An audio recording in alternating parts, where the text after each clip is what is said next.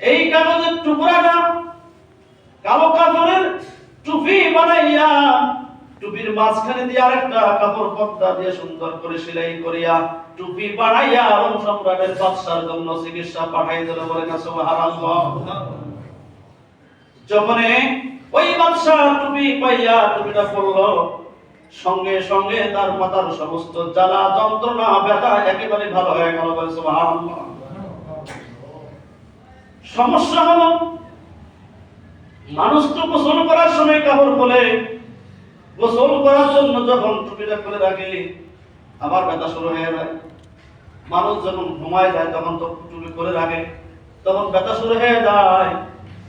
তখন টুপিটা আবার সুন্দর করে বেঁধে রাখে, সুন্দর করে বাঁধ দিয়ে রাখে, আবার খুলে যায়, ব্যথা শুরু হয়ে যায়। আবার যখন ঘুমার ধান্দায় দেখে মাথার ব্যথা বেড়ে গেছে, টুপি খুলে গেছে, টুপিটা নিয়ে মাথায় দেয়, ব্যথা ভালো হয়ে যায়।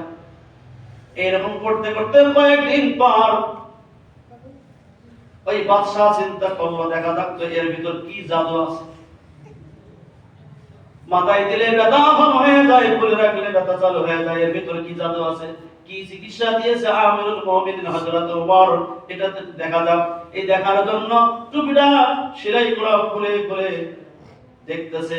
বাদশা দেখে ওই টুপির ভিতরে একটা কাগজ লেখা আছে, ওই কাগজের মধ্যে লেখা আছে বিসমিল্লাহির রহমানির রহিম। আল্লাহু আকবার। এই বিসমিল্লাহর বরকতে মাথার ব্যথা ভালো হয়ে যায়। কি ভালো হয়ে যায়? বাদশার মাথার ব্যথা ভালো হয়ে যায়। আর এই বিসমিল্লাহ স্মরণে রাখলে ব্যথা তার শুরু হয়ে যায়। কারণ কি, তার আমলের মধ্যে তো বিসমিল্লাহ ছিল না আগে থেকে, চিকিৎসার কারণে সে বিসমিল্লাহ পেয়েছে। তা বিসমিল্লাহর কারণে মাথার ব্যথা ভালো হয়ে যায়, বিসমিল্লাহর কারণে আল্লাহর সঙ্গে সম্পর্ক হয়ে যায়, বিসমিল্লাহর কারণে হাউজে কাউসারের তালা খোলা যায়, বিসমিল্লাহর কারণে জাহান্নাম থেকে মুক্তি পাওয়া যায়, বিসমিল্লাহর কারণে জান্নাত পাওয়া যায়। সুবহানাল্লাহ। অথচ এই বিসমিল্লাহ আমরা সবাই জানি, কিন্তু আমল করতে পারি না।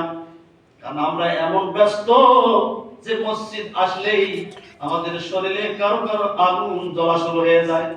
ইমাম সাহেব এত বড় কেরাত ধরছে কেন, এত বড় মুনাজাত ধরছে কেন, এত দেরি করতেছে কেন, এত তাসবিহ করতেছে কেন, তাড়াতাড়ি ছাড়ে দিলে তো আমরা চলে যাই। অথচ এই যে আপনি আমি আমরা এসেছি এই ফরজ নামাজের জন্য যে বসে বসে অপেক্ষা করেছি।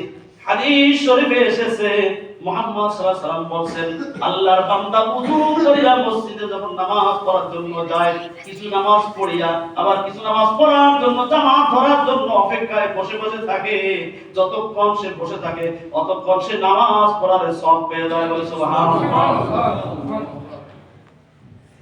ইন্নাহু মিন সুলাইমান ওয়া ইন্নাহু বিসমিল্লাহির রহমানির রহিম।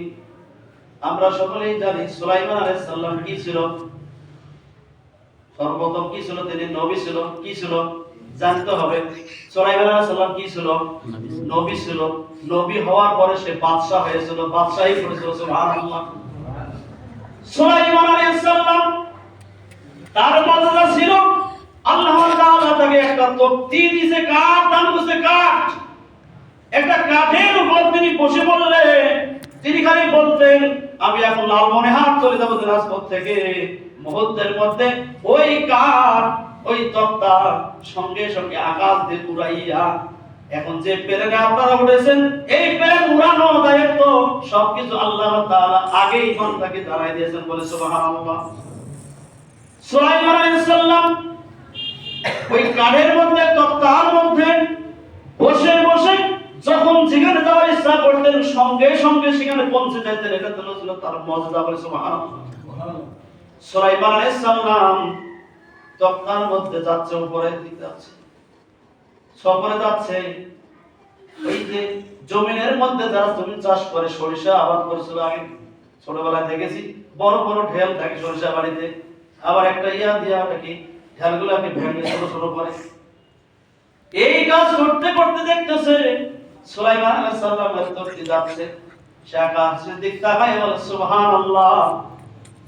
মোবিল ছাড়া নার ছাড়া, মেশিন ছাড়া, ইঞ্জিন ছাড়া একটা তক্তি কিভাবে যাচ্ছে। সুলাইমান আলাইহিস সালাম সে আশ্চর্য হয়ে শুকরিয়া আদায় করছে। সে বলছে সুবহানাল্লাহ। এই সুবহানাল্লাহর আওয়াজ শুধু সুলাইমান আলাইহিস সালাম না, আরশে আজিম পর্যন্ত পৌঁছে গেছে। সুবহানাল্লাহ। সঙ্গে সঙ্গে সুলাইমান আলাইহিস সালাম ব্রেক করে ওই জমিনের মধ্যে নেমেছে আর জিজ্ঞাসা করলো, হে আল্লাহর বান্দা, একটু আগে তুমি কি যেন একটা শব্দ উচ্চারণ করছিলা, বলো তো দেখি। কি শব্দ উচ্চারণ করছিলা বলো দেখি। বেচারা ভয়ে ভয়ে বলতে চায় না, বলো না, বলো কি বলছিলা। সে বলল যে আমি এই আশ্চর্য ঘটনা দেখে বলছিলাম সুবহানাল্লাহ। কত মর্যাদা, কত সম্মান, কত ইজ্জত, কত ক্ষমতা। আল্লাহর নবী সুলাইমান আলাইহিস সালাম লোকটিকে বললেন, হে আল্লাহর বান্দা, আমার এই মর্যাদা থেকে, আমার এই ক্ষমতা থেকে, আমার এই সম্মান ইজ্জত থেকে শেষ নবীর উম্মত শুধু একবার বলবে সুবহানাল্লাহ। আমার এই মর্যাদা থেকে আল্লাহর কাছে শেষ নবীর উম্মতের একবার সুবহানাল্লাহর মর্যাদা আল্লাহর কাছে অনেক বেশি হয়ে যাবে। সুবহানাল্লাহ। আমার বন্ধুগণ, সুলাইমান আলাইহিস সালাম রানী বিলকিসকে দাওয়াত করেছিলেন কিসের জন্য? মুসলমান হওয়ার জন্য, কালেমা গ্রহণ করার জন্য। বিয়ে শাদীর কথাটা পরে থাক। প্রথমত তাকে দাওয়াত পাঠাইছিলেন। দাওয়াতের মধ্যে পত্রতে কি লিখছেন? ইন্নাহু মিন সুলাইমান ওয়া ইন্নাহু বিসমিল্লাহির রহমানির রহিম। আল্লাহু আকবার।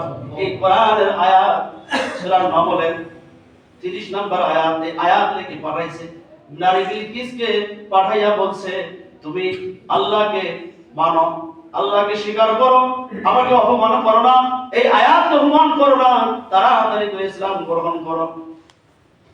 আল্লাহ তাআলা আমাদেরকে তৌফিক দান করলে অবশ্যই আগামী জুমায় এই শব্দটা বাকিটা বলার চেষ্টা করবেন। ইনশাআল্লাহ। সময় শেষ।